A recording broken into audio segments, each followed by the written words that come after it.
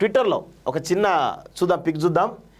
ఓవైసీ ఏమంటున్నాడో ఒకసారి ఓవైసీ అన్నటువంటి విషయాలను ఒకసారి మనం గమనించేటువంటి ప్రయత్నం చేద్దాం.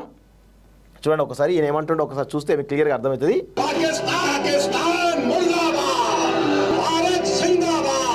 సో ఇక్కడ ఏమంటా ఉన్నాడు, పాకిస్తాన్ ముర్దాబాద్, భారత్ జిందాబాద్ అంటూ ఓవైసీ నిన్న ఆయన ట్విట్టర్లో పెట్టినటువంటి విషయం మనం చాలా గమనించాం కదా.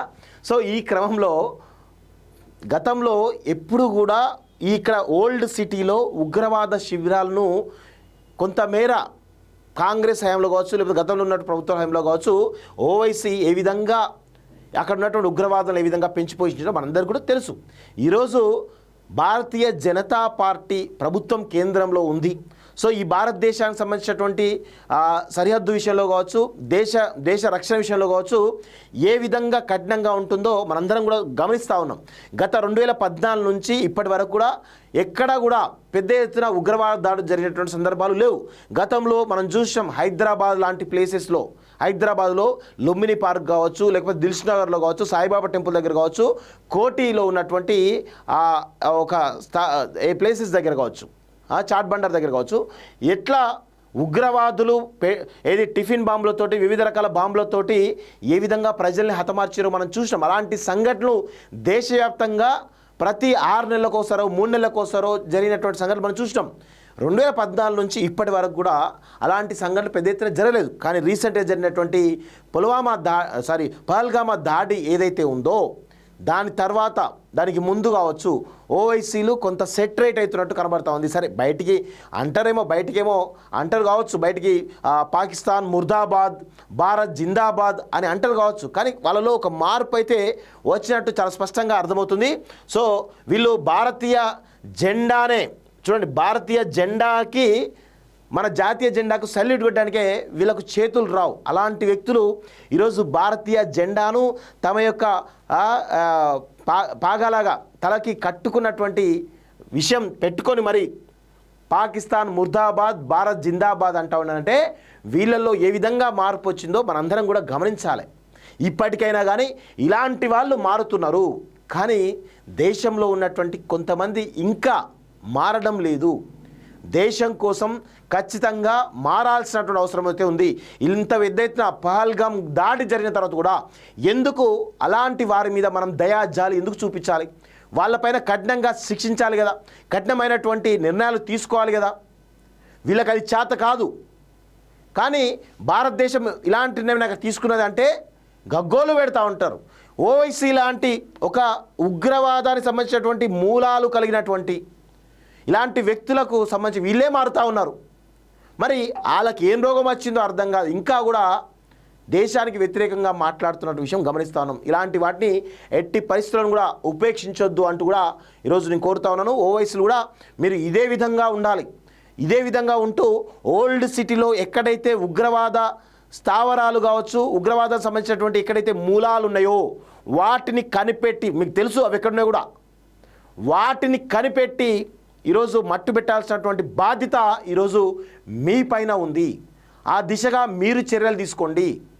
అంతే తప్ప ఈరోజు ఇంకా ఏదో బీజేపీ భయానికో లేకపోతే మోడీ అమిత్ షా భయానికో మీరు ఇట్లా చేస్తారు అంటే కుదరదు. మీ నిజాయితీ నిరూపించుకోవాలంటే ఖచ్చితంగా మీరు మారారు, మీరు భారతదేశాన్ని గౌరవిస్తారు, భారతీయ జెండాను మీరు ఖచ్చితంగా సల్యూట్ చేస్తారు అని అనుకోవాలి. అనుకుంటే ఖచ్చితంగా ఓల్డ్ సిటీలో ఉన్నటువంటి ఉగ్రవాద శిబిరాలు కావచ్చు, స్థావరాలు కావచ్చు, మూలాలు కావచ్చు, ఎక్కడ ఉన్నాయో వాటన్నింటినీ కూడా మట్టుబెట్టాల్సినటువంటి బాధ్యత ఈరోజు ఓవైసీ లాంటి వాళ్ళపైన ఖచ్చితంగా ఉంది. అప్పుడే మిమ్మల్ని భారతీయులుగా ఈరోజు భారతీయ సమాజం 140 కోట్ల మంది ప్రజలు గుర్తిస్తారు అనే విషయంలో గుర్తుపెట్టుకోవాలి. ఇది చాలా అద్భుతం అనిపించింది నాకు ఇది వాస్తవంగా. అంటే ఒంట్లో భయం అయితే అవుతుంది, వాళ్ళకి కావాలి, తప్పేమీ లేదు. విదేశాల్లో ఉన్నత విద్యను చదువుకోవాలని అనుకుంటున్నారా? అయితే వెంటనే ఫ్లైగ్రాడ్ ఓవర్సీస్ ఎడ్యుకేషన్ కన్సల్టెన్సీని సంప్రదించండి. మీ విదేశీ కలలను సాకారం చేసుకోండి. ఫ్లైగ్రాడ్. ట్విట్టర్లో ఒక చిన్న పిక్ చూద్దాం. ఓవైసీ ఏమంటున్నాడో ఒకసారి ఓవైసీ అన్నటువంటి విషయాలను ఒకసారి మనం గమనించేటువంటి ప్రయత్నం చేద్దాం. చూడండి ఒకసారి ఈయన ఏమంటుండో ఒకసారి చూస్తే మీకు క్లియర్గా అర్థమవుతుంది.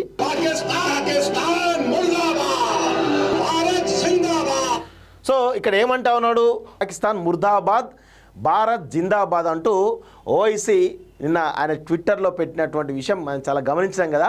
సో ఈ క్రమంలో గతంలో ఎప్పుడు కూడా ఇక్కడ ఓల్డ్ సిటీలో ఉగ్రవాద శిబిరాలను కొంతమేర కాంగ్రెస్ హయాంలో కావచ్చు, లేకపోతే గతంలో ఉన్నటువంటి ప్రభుత్వ హయాంలో కావచ్చు, ఓవైసీ ఏ విధంగా అక్కడ ఉన్నటువంటి ఉగ్రవాదులు ఏ విధంగా పెంచిపోయించారో మనందరికీ కూడా తెలుసు.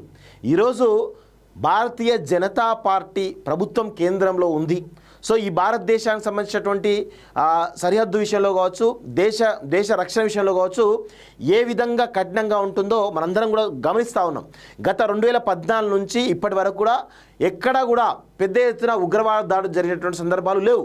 గతంలో మనం చూసాం హైదరాబాద్ లాంటి ప్లేసెస్లో, హైదరాబాద్లో లుంబిని పార్క్ కావచ్చు, లేకపోతే దిల్సుఖ్నగర్లో కావచ్చు, సాయిబాబా టెంపుల్ దగ్గర కావచ్చు, కోటిలో ఉన్నటువంటి ఒక ఏ ప్లేసెస్ దగ్గర కావచ్చు, చాట్ బండర్ దగ్గర కావచ్చు, ఎట్లా ఉగ్రవాదులు ఏది టిఫిన్ బాంబులతోటి వివిధ రకాల బాంబులతోటి ఏ విధంగా ప్రజల్ని హతమార్చారో మనం చూసినాం. అలాంటి సంఘటనలు దేశవ్యాప్తంగా ప్రతి 6 నెలలకోసారో 3 నెలలకోసారో జరిగినటువంటి సంఘటనలు మనం చూసినాం.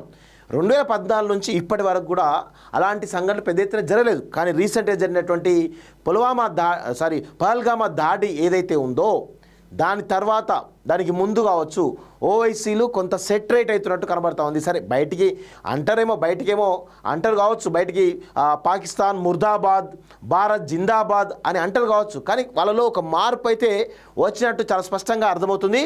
సో వీళ్ళు భారతీయ జెండానే చూడండి, భారతీయ జెండాకి, మన జాతీయ జెండాకు సల్యూట్ కొట్టడానికే వీళ్ళకు చేతులు రావు. అలాంటి వ్యక్తులు ఈరోజు భారతీయ జెండాను తమ యొక్క పాగాలాగా తలకి కట్టుకున్నటువంటి విషయం పెట్టుకొని మరి పాకిస్తాన్ ముర్దాబాద్, భారత్ జిందాబాద్ అంటా ఉన్నానంటే వీళ్ళల్లో ఏ విధంగా మార్పు వచ్చిందో మనందరం కూడా గమనించాలి. ఇప్పటికైనా కానీ ఇలాంటి వాళ్ళు మారుతున్నారు, కానీ దేశంలో ఉన్నటువంటి కొంతమంది ఇంకా మారడం లేదు. దేశం కోసం ఖచ్చితంగా మారాల్సినటువంటి అవసరం అయితే ఉంది.